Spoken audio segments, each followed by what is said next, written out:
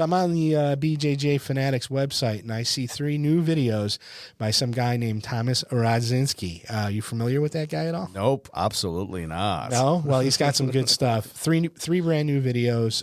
They're getting amazing reviews, which is good to see as well. But you got to tell us about them real quick? Yeah, I had, you guys already know, but I had opportunity to go to Boston, shoot 3 more instructionals, 1 on butterfly hook, complete guide for butterfly hook, 2 wrap, lapel, and submit them, and 3 we have taking the back. It's particularly designed for guys for over 40 because there's no climbing involved. All the back takes are on the ground. Very, very full and effective system. So dip into it. I'm really hoping that this is going to help your jiu-jitsu and really take it to the next level. BJJfanatics.com. Just search ROZDZ. We have all had that situation where after class is when we want to ask a question. And Thomas, a lot of those questions you've already answered, right, at Ask a Black Belt. Yeah, it's another podcast that I'm running. It's on podcast, all podcast platforms, plus on YouTube. You can find it anywhere. Just search for my name. Search for Ask a Black Belt. At this point, over 100 episodes, different questions, jiu-jitsu, life-related, but something that everybody comes across, and often these questions sink in our mind, but we don't ask for whatever reason. So if that benefits you, go there, listen. It actually might help your jiu-jitsu, might help your life as well. And if you have any questions, find me on Instagram and drop me a line. I'll be happy to answer your question and mention your name during the episode.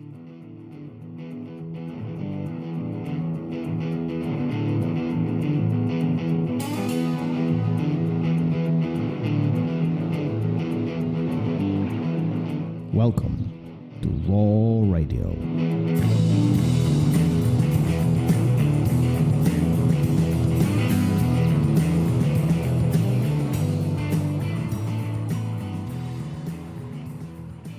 And we're live. Yep, here we go. Here we go again. Yeah. Yep. So go ahead. I'm glad. Well, I'm just saying that I'm glad. I wanted to say that I'm glad we were able to connect with Scott. Yeah. A bunch of mess ups. Errors even after the episode. I know. A lot of you guys don't know what was happening here, but it was a near disaster. First we were running technical. First we were running late. Then he couldn't figure stuff out. Then we couldn't figure stuff out. Then my headphones died halfway in the episode, and we had to scratch the whole episode. So what you guys were listening is actually a redo of conversation with him. So first, we appreciate Scott, being a good sport. Cool. And then he was sick when we did finally do that. So it was like he stuck it out, even being sick. So, we really appreciate that because people have canceled when they're not feeling well. And he just loaded up on Benadryl and stuck it up. Yeah, he might have been wandering a little bit, drug-induced fog. But but it was still, he's a cool guy, and he had a lot of interesting things to say. And so what did we take away from this? I took away, I got a lot. We always take notes, but I think one of the things that stuck out, and I think he just said it in passing, was it's okay not to know. And I think that's important. I think that gets overlooked a lot. And I tell that to my kids a lot too, is it's like, you don't know until you know. Or it's okay not to know, and now you do. It's funny. Just before I came here today, we gave my daughter a phone. She's got her first cell phone. We were debating on whether or not to do it, like all parents do. And she's a tween. First step of freedom. Yeah, well, that's what she thinks. But, I told her, you're gonna screw up. You're gonna do the wrong thing with this. You're gonna make mistakes. Whatever, we'll figure it out. And, but don't worry about it. And, as long as it's nothing too egregious, we'll figure it out. But I think it's important. And I think that, as people, I think our, self-conscious behavior kicks in when we don't know things, and it really holds us back. It's okay not to know. You don't know until you know. Right? You don't know a technique until you know it. You don't know, anything until it's explained to you, or you figure it out on your own, and then you take it from there, and and you move forward. I think there's also the other component, the other side of this whole conversation is the fact that sometimes we expect of people to know certain things. Oh yeah. And specific like the jiu-jitsu related, I think often there's this notion of instructors knowing everything. They have this library and decades of experience, and they should have answered to every question, which I don't know if I agree with it. I mean, every black belt or every instructor, they know a lot. Do they know everything? I seriously doubt that, right? I mean, they know a lot, and they can be very helpful. They can provide a lot of guidance, but oftentimes I think about the instructors who present the image of knowing everything. I'm not sure how much truth to that is. I don't think there's any. Nobody knows everything. Going back to Scott's episode, and some of the episodes with other 10th Planet guys that we've had on, is like they talk about like Eddie Bravo being open to learning from a white belt. Like if he sees something and he's interested in it, and it might work, hey, let's look at that. Let's take a closer look, right? And this is one of the best grapplers in the world, the most inventive grapplers around.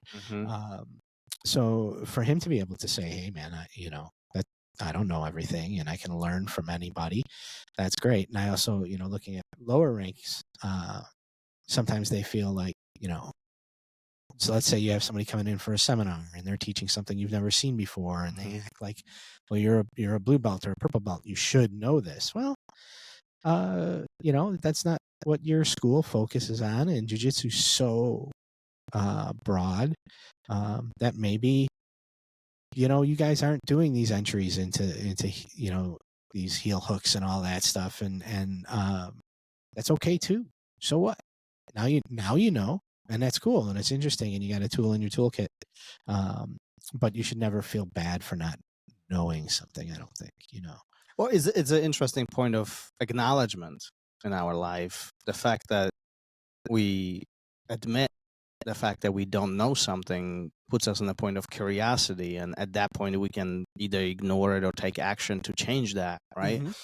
But admitting the fact that we know everything, why are you laughing? It just reminds me of something that I said. No, Ray Corona always used to say. Shout out to Ray. What did Ray say? When we were talking, I don't remember what guard we were talking about. He said, "I don't know that," and somebody was like, "You're a purple belt." And he said, "I only know 2 guards, open and closed." But yeah, go ahead. Sorry, I know I derailed you. I don't know what I was saying. Now I got Ray on my mind, but yeah, I got Ray on my mind. Shout out to Ray again. But were you saying something about like acknowledging something that which opens you up, right? It like the point of vulnerability, right? It's like I acknowledge the fact that I'm not aware of this, or I'm not an expert, and it puts points of curiosity in front of us, and we have an opportunity to explore it. And I think that's very important. Anytime I see an instructor who has this curiosity points, this hey, listen, I haven't seen this, show me, teach me, it really puts this very humble image around them, and that is very heavy. Like for me, that means a lot. That means that person, after a decade or 2 or 3, however long they've been on the mat, they are still interested in learning more, and they still acknowledge the fact that there are others who know more than he does or she does. And I think that humble character, it really speaks volumes about who they really are. Yeah, for sure. And you just said something about they know more than they do, and sometimes I think we maybe look at things the wrong way. It's not more, it's just different. It's just something different. It's not more, it's not less. You're not smarter, you're not dumber. It's just different. It's a different knowledge base. And where I think we run into trouble is when we discredit that other knowledge base, when we don't explore it, like you said, or at least accept its credibility if it's there. And I think just having a different point of view. Listen, we've had legends on, and the guys that have the best we have the best conversations with, who seem to be the most successful, who seem to be the happiest even, are the guys that always say, I can learn from anybody. I don't know, there's so much more for me to learn. Or when I got my black belt, I was starting over. It was a new beginning. And then the people that we've had on, and there haven't been too many, but that have the attitude of like, that they do know more than everybody else, or they've been around for so long that, or they dismiss new stuff. I've always found that those conversations are really kind of boring in there. It's like, we need to get out of this episode. How do we get through this? So, we're talking about it's okay not to know. And one of the other things we were kicking around is like having an open mind. And I think those two things go hand in hand. Well, yeah, absolutely. I mean, in order for you to gain more knowledge or more experience is one starts that I don't know this is something new that I want to explore, and being open-minded about it and putting yourself in this point of vulnerability where you can explore, right? Yeah, for sure. And then the opposite end of it is it's okay not to. Some people, we don't know a lot of us. When you're a white belt, a blue belt, even a purple belt, you don't, and it's okay. That's okay too. So the lack of knowledge is okay too. So speak up. I never saw that before. I don't know how to do that. I can't get into this position. What am I doing wrong here? Rather than just kind of keeping quiet and coasting through the class and then going home and thinking I'm not any good at this, or why aren't I grasping it, or I suck.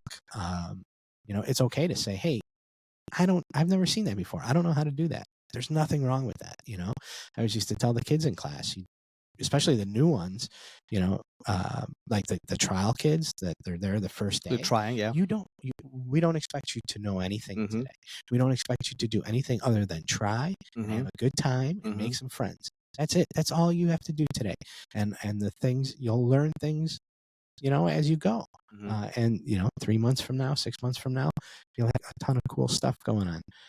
But yeah, it's, if nobody's ever shown you, if nobody's ever pointed you in the right direction or explained anything to you, and even if they have, and for whatever reason you didn't grasp it, it's okay to stand up and say, I don't know how to do this. There's nothing wrong with that, because then you're gonna grow. So I can't disagree with any of this. It's only been 10 minutes. We got 10. Yeah, we got. Well, we gotta talk more. What What are we gonna talk about now? You sounded very smart, so I wanted to leave you on like. Yeah. Do you want to talk about some crazy experiences on the mats, kids classes? I thought you didn't want to bring up puking kids. I don't want, maybe the parents listen, and I don't want the parents to feel that. But we have had on occasion. That's something you don't know how to clean vomit off mats until you do vomit off the you mats. Yeah. Or other bodily secretions. I'm pretty confident. I'm pretty confident that every academy has experienced this at some point or another. Like, it's just kids come here. I feel bad. I mean, I really do feel bad. It's one, not pleasant physically, obviously, but there's a point of embarrassment. Sure. But they're kids. It happens all the time. Yeah. But they get home from school, they slam down a snack. They're drinking milk on the way to class, and the next thing you know, and then they're making running in circles. So there it is. Up and down. There's nothing. There's nothing easy in that stomach. Yep, that's why I don't eat before class. Yeah. Same reason. Anyway, but it's all cleaned up. It's all good. Yeah. The crew at Roll Academy did a phenomenal job. That's right. Everybody gloved up. But listen, this is where you can really see the cohesiveness of the team when things like this happen. Yeah. I mean, like literally, boom, boom, boom, boom. Everybody, like, nobody was even talking, and everybody was doing stuff while class was happening, right? Yeah. So it's like, it's almost like 2 minutes later, and you don't even know that this occurred. Yeah. You know? Well, I heard you call for Becca, who works in the office, and I was like, it could be anything. Tom. It could be micromanaging. You don't know. Let's see. Should I come out of the office, or should I stay in the office? Well, then I heard a mom go, "Oh, I feel so bad for her," and I knew, oh, swallow. I've been seeing somebody puke. Why else would she feel bad? Well, then we got to it. So I hope you're not listening during dinner. But those are only some of the fun adventures. Yeah. That happen at jiu-jitsu that a lot of people don't get to see. Yeah. So when you get your blue belt, if you're a white belt, you get your blue belt, and your instructor says, "Hey, want to help with kids classes? Consider this. This is what's in your future." Nobody tells you this. Yeah. That's all right. All right, are we done here? Yeah, we should wrap Yeah, up. we filled 3 more minutes. Great. It's all about the timing. Yep. Later then. Thank you for listening to Raw Radio. If you enjoyed the show, don't forget to leave us a review and help us make the show even more amazing. For future episodes, check out our website and follow us on all major podcast platforms. Take care.